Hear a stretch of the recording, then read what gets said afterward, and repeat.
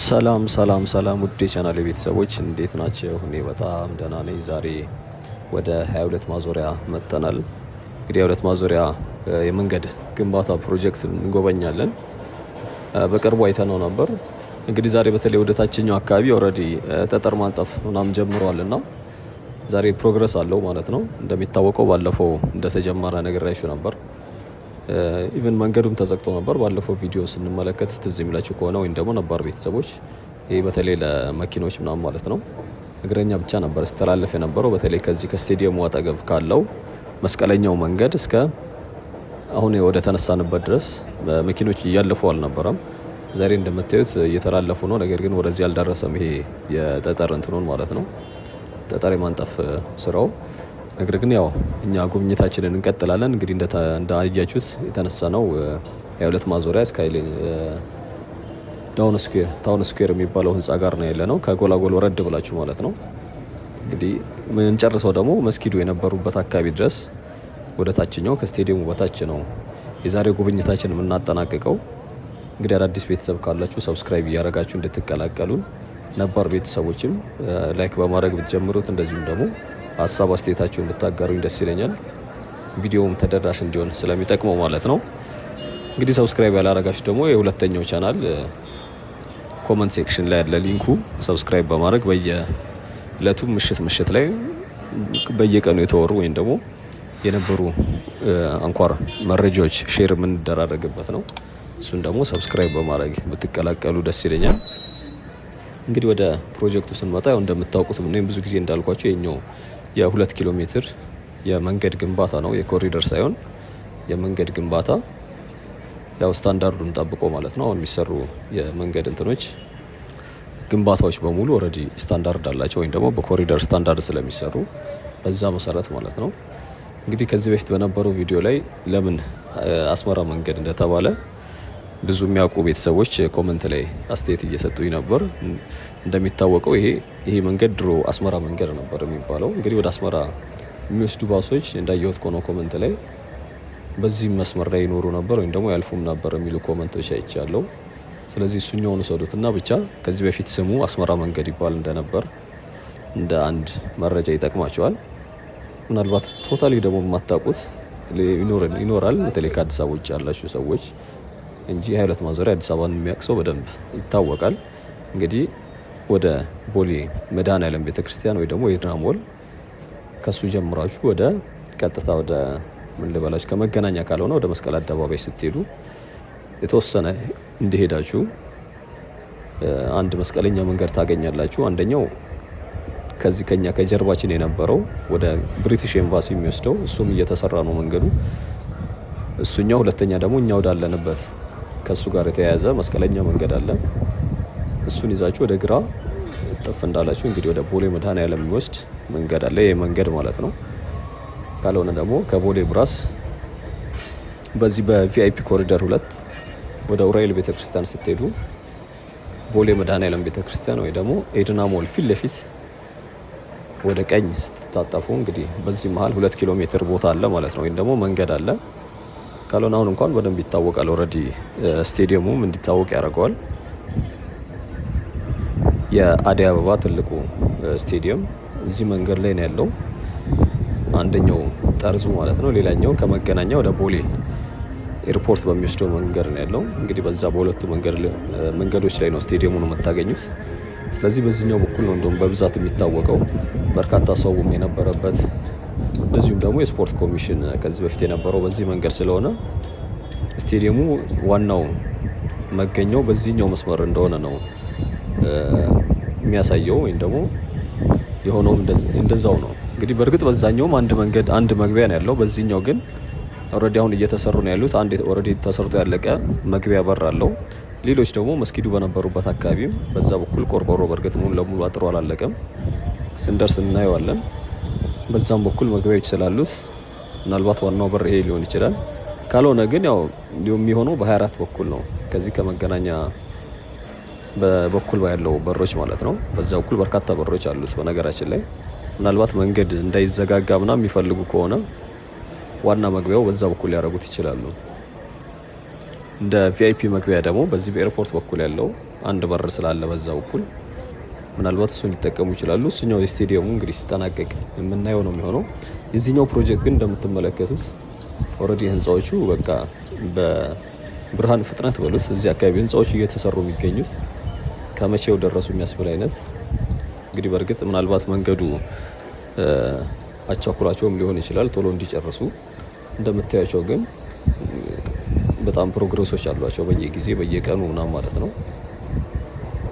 እንግዲህ እንደሚታወቀው ይሄኛው ሰፈር በብዛት የሚታወቀው ያው በሞቅ ያለ ቢዝነስ ያለበት ሰፈር ነው። ከዛ ውጭ ደግሞ አልፎ አልፎ የተወሰኑ መዝናኛዎችም ይኖራል።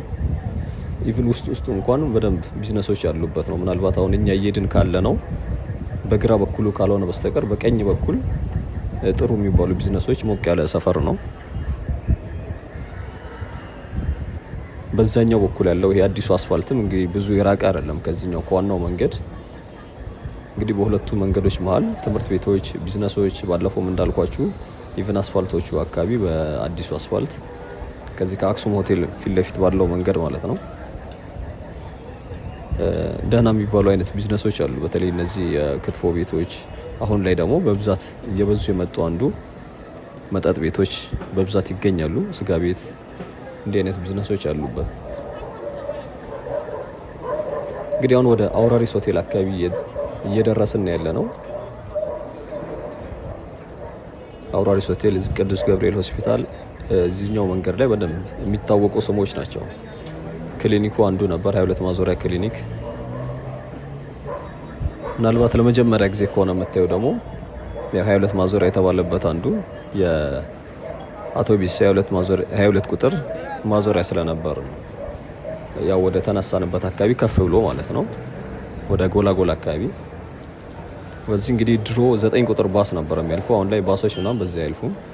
በእርግጥ አሁን ላይ ያው ታክሲዎችም እያለፉ አይደለም፣ ሌላ መንገድ ነው የሚጠቀሙት። የአዲሱ መንገድ ያልኳቸውን እነዚህን ተጠቅመው ነው ወደ 22 ለመሄድ እንጂ በዚህኛው እንደምታዩት ጭንቅንቅ ያለ ነው። ወደ ውስጥ የሚገቡ ከዚሁ አካባቢ የሚነሱ ካልሆኑ በስተቀር ከታች የሚጀምር ወር ከ22 ተነስቶ ወደ ቦሌ መድኃኔዓለም አሊያም ደግሞ ከቦሌ መድኃኔዓለም ኦር ከቦሌ አቅጣጫ ተነስቶ እንደ ታክሲ መነሻ እስከ መዳረሻ ድረስ በዚህኛው መንገድ የሚተላለፉ የሉም። እንግዲህ አውራሪስ ሆቴል በዚህ በቀኝ በኩላችን ነው። ያው ተደጋጋሚ ስላየ ነው ስለሱ ዲቴል እንትን አይደላችሁም። ጀስት ሃይላይት ፈጠን እያለፍኩ ነው ዛሬ። ምናልባት እዚህ አካባቢ እንግዲህ ጎጆ ቤት እየወጣች ነው እየተሰራች ነው የምትገኘው እዚህ ከሆስፒታሉ አጠገብ ማለት ነው። ይሄ በግራ በኩል ያለው ይሄ ማለት ነው። እንግዲህ ያው የሆስፒታሉ በራፍ ላይም እንግዲህ እቺ ወጣ ያለች የንግድ ባንክ ነበረበት የፈረሰው ቤት እንትን ላይ ከስር ግራውንድ አካባቢ ንግድ ባንኮች ነበሩ። ምናልባት መንገዱን ለማስፋት መሰለኝ እያፈረሱት ነው የሚገኙት። ያው በቀኝ በኩልም እንደምትመለከቱት ኦልሬዲ የገበያ ማዕከላቶች ተሰርተው እያለቁ ነው። ያው ፎቅ ኦልሬዲ ተሰርተዋል። በጣም ቅርብ ቀን ነበር የተጀመረው። በነገራችን ላይ በቀኝ በኩል ያለው ህንፃ እንደ ኤል ሼፕ አድርገው እንግዲህ አሁን እዚህ አካባቢ ከነ ቡቲክ ነው የሚጠበቀው። ሰፈሩም የሚታወቀው እንደዛ ስለሆነ በአልባሳት ኢቭን በጋርመንት እንዲሁም ደግሞ በአገር ባህል ልብሶች ዋናው የዚህ ሰፈር መታወቂያው እንግዲህ እንደዚህ አይነት ቢዝነሶች ናቸው የሚከናወኑበት። በእርግጥ አሁን ላይ ብዙ ሞሎችም እየተሰሩ ስለሆነ የተለያየ አይነት ቢዝነሶች፣ ቢሮዎች ሊመጡ ይችላሉ።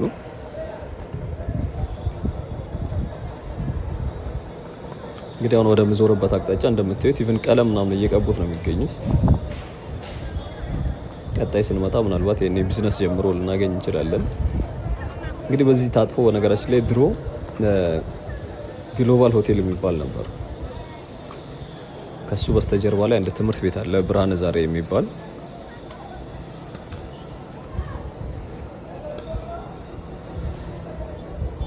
በዚያውን ወደ መዞርበት በግራ በኩል ማለት ነው። ከዚህ ከምታዩት ህንፃ ገባ እንዳላችሁ ግሎባል ሳይሆን ይቅርታ ግሎሪያ ሆቴል ግሎሪያ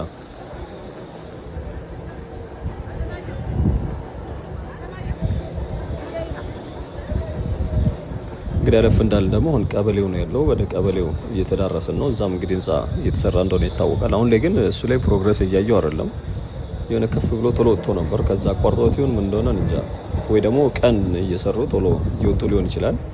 ግን በግል እንደሚሰሩት ሌሎቹ ያን ያክል ፍጥነት ያለው አይደለም።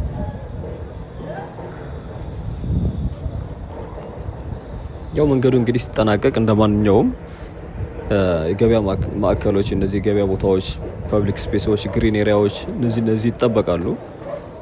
የእግረኛም ሰፊ የሆነና በቂ የሆነ የእግረኛ መንገድ ጋር ተያይዞ ማለት ነው። እንደምታዩት ያው እዚህ አካባቢ ጠጠር እየተነጠፈ ነው የሚገኘው።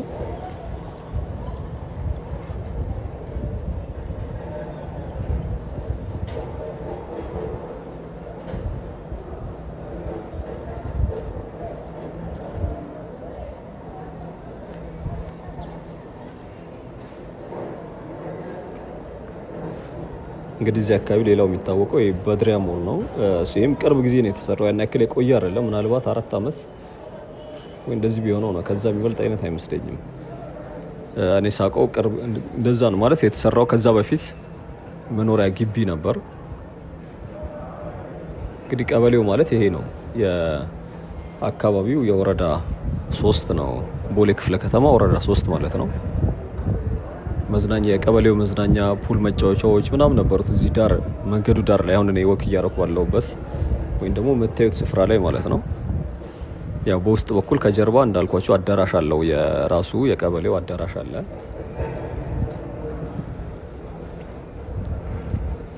ከዛ ውጭ ደግሞ ሌሎች እንትኖችም ነበሩ። አረ ሱፐር ማርኬቶች፣ ስቴሽነሪ፣ ኢቨን ፖሊስ ጣቢያ ነበር። ትንሽ ፖሊስ የኮሚኒቲ ፖሊስ ቢሮ ነበረች።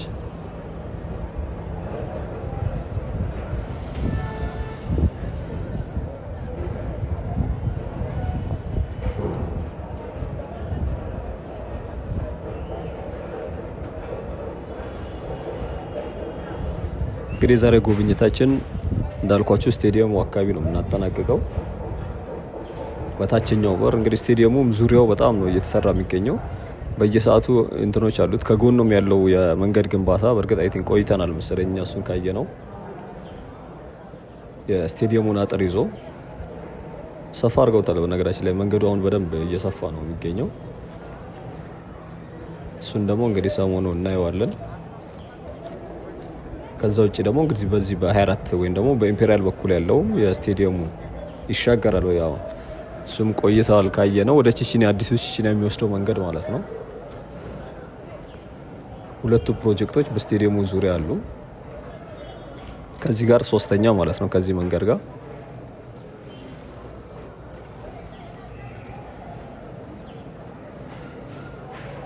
እንግዲህ እዚህ አካባቢ ሆሊውድ ሆቴል እንግዲህ አሁን እዚህ ያለ ነው የጋርመንቶች በብዛት የሚገኙበት ሰፈር ላይ ነው ያለ ነው።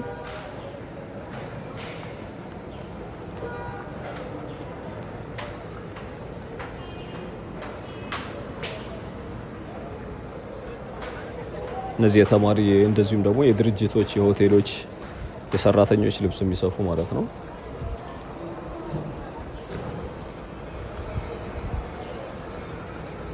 አሁንም አሉ በዚህ በቀኝ በኩል እኔ በዚህ በግራ በኩል እየሄድኩ ስለሆነ ነው እንጂ በቀኝ በኩል አሁንም በርካታ ጋርመንቶች አሉ። እንደዚሁም ደግሞ የሀገር ባህል ልብስ የሚሸጡ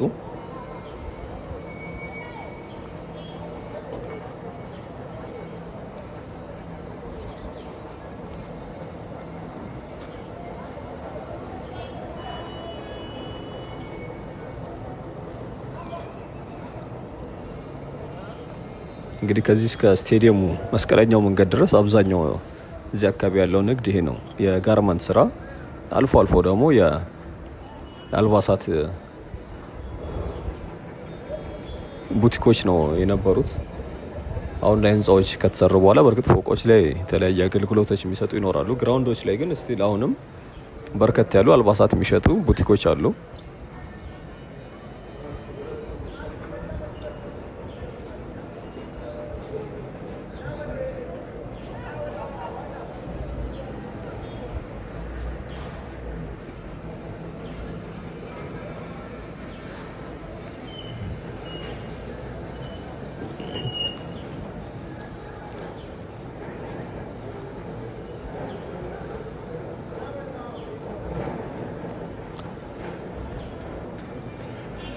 እንግዲህ ፊት ለፊት የምታዩት ህንፃ ይሄ አንዲት እንትን የነበረው መኖሪያ ቤት ነበር። ፊት ለፊቱ ላይ ግን እንደምታዩት ወደ ውስጥ ገባ ያለ ነው። በፊት ለፊት ጠበብ ያለች ነች እንደምታዩት። ከፊት በኩል የነበረው ኮቴክስ የሚባል የአገር ባህል ቲሸርቶች ምናምን ልብሶች የሚሸጥ አንድ ድርጅት ነበር። ከዛ ውጭ ወደ ውስጡ ወደ መንደር መታጠፊያው በኩል ማለት ነው መጠጥ ቤቶች ነበሩ። ሱቅ በራፍ ላይ ነበር። ከዛ ውጭ ግን የመኖሪያ ግቢ ነው የነበረው። አሁን እንደምታዩት ህንፃ እየተሰራበት ነው የሚገኘው።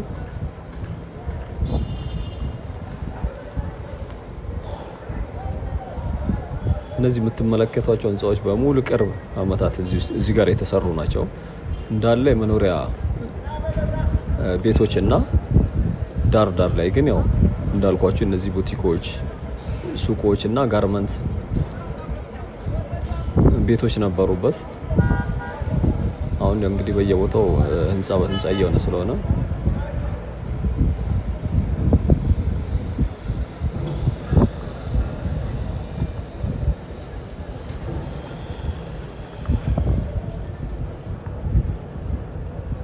እንግዲህ ዛሬ ወካችን ወደ መስቀለኛው መንገድ አድርሶናል። ፖሊስ ጣቢያ ወይ ደግሞ ጤና ጣቢያ ወደ ነበረበት መንገድ እየደረስን ነው የምንገኘው። ያው ወደ ግራው ምናልባት አሁንም ያላወቃችሁት ካላችሁ ወደ ኢምፔሪያል ነው የሚወስደው፣ ወደ ገርጂ አቅጣጫ ማለት ነው። የስቴዲየሙ ዳር ወይ ደግሞ ይሄ ነጩ ባስ የሚመጣበት አቅጣጫ ማለት ነው። ቀኙ ደግሞ ወደ ቺቺኒያ የሚወስደው መንገድ ነው።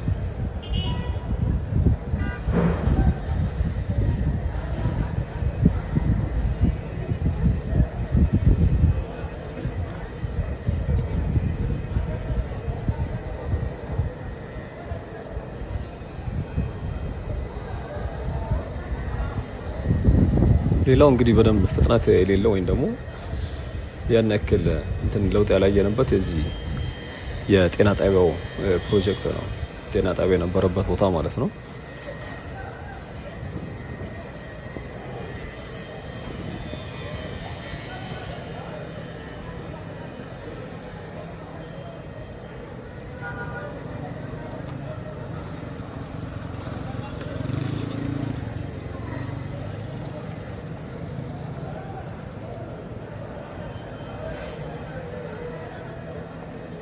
እንግዲህ እንደምትመለከቱት ትንሽ ተጨናንቋል መንገዱ።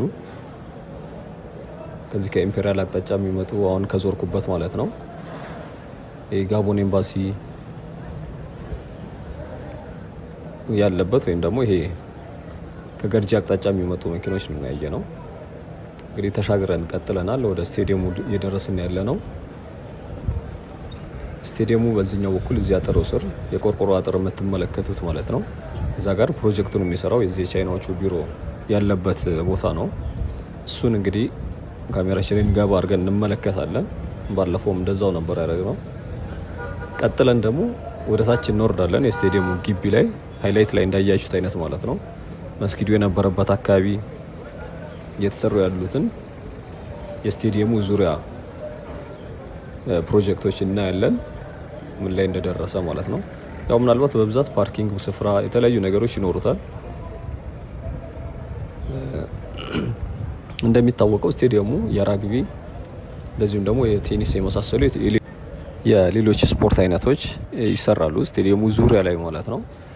ስለዚህ ምናልባት ለሱም ቦታውን እያመቻቹት እየጠራረጉት ሊሆን ይችላል። ነገር ግን የሚቆፋፍሩ ማሽነሪዎች ወይም ደግሞ መኪኖች አሉ። እንግዲህ አጥሩም እየተሰራ እንደሆነ ይታወቃል ዙሪያው ማለት ነው። እዚህ ጋር ባለው በምትመለከቱት አይነት የግንብና በብረት አጥር ሙሉ ለሙሉ ዙሪያው እንደዛ ነው የሚሆነው። ቅድም ባለፍንበት በዚህ በኢምፔሪያል በኩልም እንደዛ ነው የተደረገው። በታችኛውም ተመሳሳይ ነው። ምናልባት ከመገናኛ ወደ ቦሌ ስትሄዱ ቆርቆሮ ነበር። ምናልባት እሱን አሁን ላይ ይጨርሱት አይጨርሱት አላውቅም። በዛ ከሄድኩኝ ትንሽ ቆይቻለሁ። ከዛ ውጭ እንግዲህ ዙሪያው እንደምትመለከቱት እንደዚህ አይነት አጥር ነው እየተሰራ የሚገኘው። ያው እንግዲህ በዚህ በኩል ያለው በዚህ በሁለት ማዞሪያ በኩል የምትመለከቱት ነው የሚመስለው። ቢሮአቸውም ያው እንደምታዩት ነው። በርካታ በሮች ያሉት እንግዲህ በዚህ በኩል ነው።